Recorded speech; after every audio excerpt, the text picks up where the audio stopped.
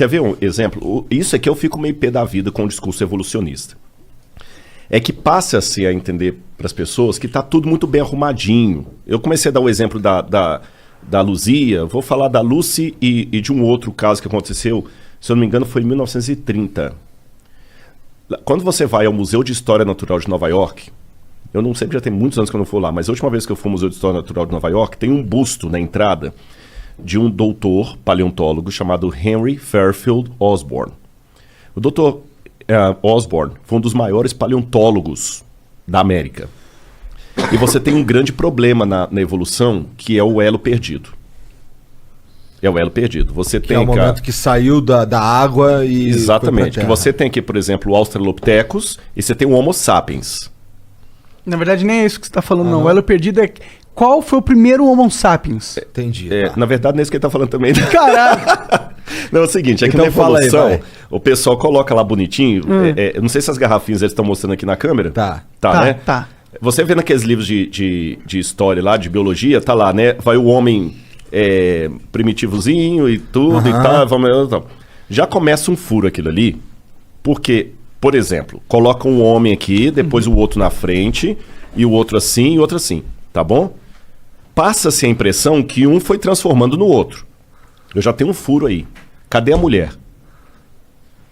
Como assim? Vai. Se é de um homem transformando no outro, É, tem porque- a espécie feminina. Cadê a espécie feminina? Não mas, tem. Mas tem. Não. Tem Pode sim. olhar, na maioria dos livros só traz assim, vai do outro. Mas é porque a gente vive numa sociedade que o homem meio que domina, então eles colocam e preferem exemplificar com um homem, mas as mulheres também passaram, elas estavam lá no mesmo processo, pô. Agora vamos colocar pra você funcionar, porque quando você coloca a mulher tem um problema aí. Qual que é o Você problema? tem que coincidir que esse camarada consiga uma fêmea que ele seja geneticamente, biologicamente par, que dá a liga, tá certo? E essa fêmea que dá liga, ela tem que se deixar acasalar com ele para gerar descendente fértil, tá bom? Só que essa fêmea, ela também tem que ter uma outra coincidência de um outro par que gerou aquela fêmea. E esse camarada também tem que ter um outro par. Não necessariamente, na verdade. Porque a gente, por exemplo, tinha os... qual que é o nome deles? Neandertal? Os Neandertais, exato. Eles eram outra subespécie dentro da genética, mas a gente era plenamente capaz de reproduzir com eles.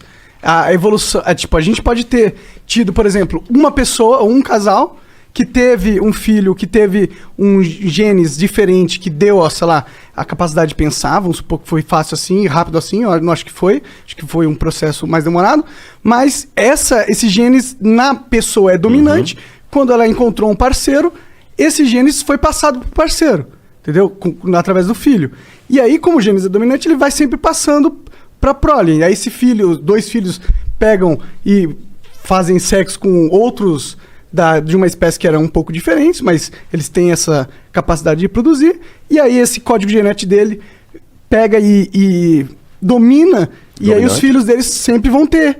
E aí, assim, você tem uma mudança... Concordo em gênero, número e grau, mas isso aí só funciona em duas situações. Em primeiro lugar, não tem nenhuma prova que Neandertal coabitou com outra raça que sobreviveu. Aliás, o Neandertal já entrou e já saiu da linhagem humana, da ancestralidade humana várias vezes. Várias vezes. Entrou e saiu várias vezes. Tem muitos de biologia que o Neandertal nem aparece mais. É uma raça que se extinguiu. Ah, entendi. Dessa forma... Nem entrou. Ele não está como o Australopithecus que está lá atrás. Sim. Eu sei que existem, tipo... Você faz aquele negócio 22andMe, que é um negócio de sequenciamento genético. Sim. E aí eles te dizem qual que é a sua porcentagem de DNA Neandertal. Tem como saber isso. Me lembra depois esse negócio de DNA, que eu vou falar do parentesco com o macaco que deu 97%. Isso é um lance legal. Demorou. Mas aí, vamos pegar aqui. Eu concordo com o que você falou da questão do gene dominante, recessivo, mais inteligente, menos inteligente. Mas isso só pode funcionar se eu tiver um casal da mesma espécie. Você não pode, por exemplo... Vamos pegar nos bichos. Vamos deixar um pouquinho a linhagem humana, vamos pegar nos bichos. Esse esquema que você falou vale também para os animais. Sim. Você pode... a forma com que a gente transformou um lobo num poodle. Exatamente. Mas só que para funcionar, você tinha que pegar um macho Caninis, não sei o que, eu não sou biólogo, tem um nome que dá em latim lá, um macho da família Lupus caninus, com uma fêmea de Lupus caninus. Você não pode pegar um Felis leo que é dos felinos, e cruzar com lupus caninos, que vai dar uma nova raça. Sim, não existe isso. Você tem que estar, pelo menos, tem que ter uma semelhança genética. Exatamente, vai ter que ser... Mas pode ser uma espécie não necessariamente igual à sua. Pode ser uma outra espécie, uma subespécie bem semelhante. Mas são a mesma espécie. São a mesma espécie dentro do... Não pode ser... Eu não manjo, na verdade, não sei se são, eu não conheço isso. Mas isso aqui pode pegar toda a filogenia que já descobriu da biologia. Senão nós teríamos raças humanas no plural, e não existe, só existe uma raça humana. Sim, mas a gente poderia ter várias espécies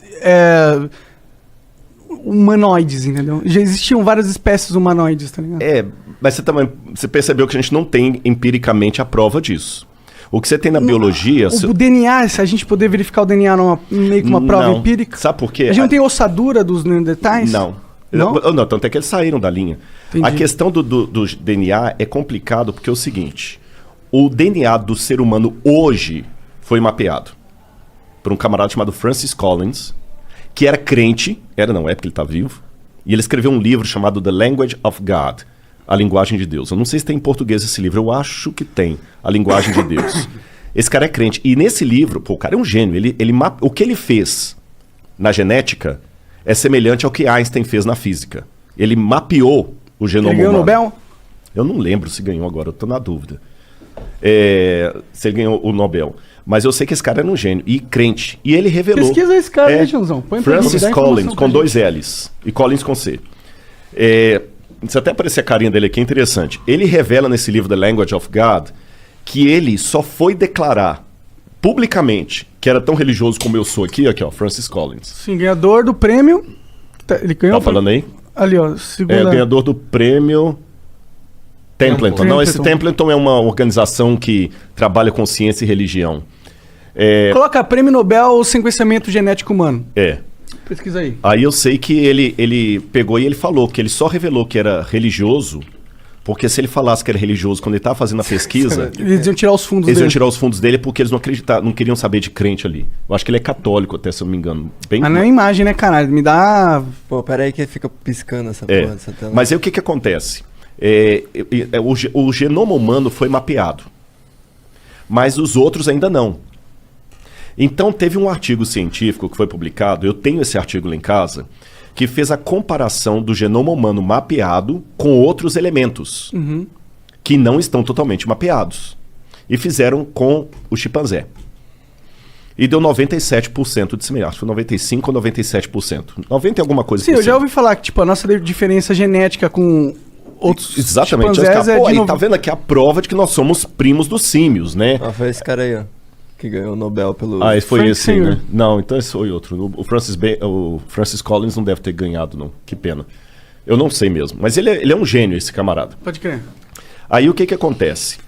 Nesse mesmo artigo que fala que nós temos 90% ou 97% de semelhança com o chimpanzé, colocou bem claro as limitações. Em primeiro lugar, o genoma humano foi mapeado. O do chimpanzé não. Está parcialmente mapeado. Então pegou algumas semelhanças do que foi mapeado e descobriu que 95% ou 97%. Só que o mesmo artigo fez também o cruzamento com outros elementos vivos, como por exemplo a banana. E deu 50% de semelhança. Interessantíssimo isso, então né? nós somos 50% banana? Por que não? Tá entendendo? Não, desculpa, eu ia falar uma merda. Você tá entendendo? Não, mas eu acho que faz sentido a gente ser 50% banana. Porque se a gente evoluiu todo mundo do mesmo organismo, lá no comecinho da vida, a gente evoluiu todo mundo era uma mesma célula. E a gente divide essa genética na evolução, faz sentido que a gente seja 50% banana. Eu posso dar uma outra explicação tão lógica quanto? Claro.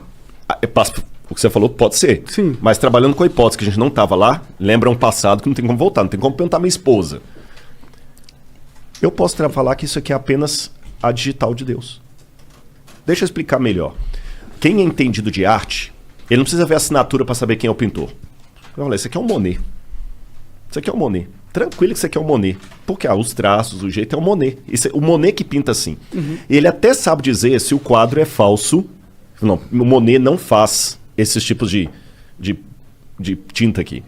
Então, por que eu não posso dizer que isso indica também uma mesma projeção por detrás de tudo. Você tá entendendo? Mas esse aí é um ponto que eu tendo a concordar. Eu acho que, tipo, a forma com que a vida se estruturou, né, e as regras que ela seguem, o comportamento, não só a vida, mas como a física segue uma lógica, né? Tipo, a física ela é de um jeito, ela não é de qualquer jeito. Ela tem um direcionamento, entendeu? Então, isso, pra mim, é uma das lógicas que fazem eu tender a acreditar em Deus, porque a gente vive num universo direcionado. A gente vive num universo que a gente tem potencial. Tem uma ordem, que tem uma linha. Tem lógica.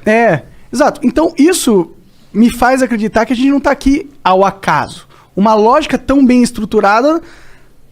É difícil que, tipo, porra, de todos os lugares que eu poderia estar vivo, eu nasci numa realidade onde a lógica é impecavelmente estruturada. Tudo faz sentido nesse universo. Se você souber entender, tá ligado? E isso pra mim é uma evidência de que a gente tá vivendo algo que não é aleatório, tá ligado? É que talvez a gente esteja vivendo uma experiência que vai além da nossa realidade que a gente entende.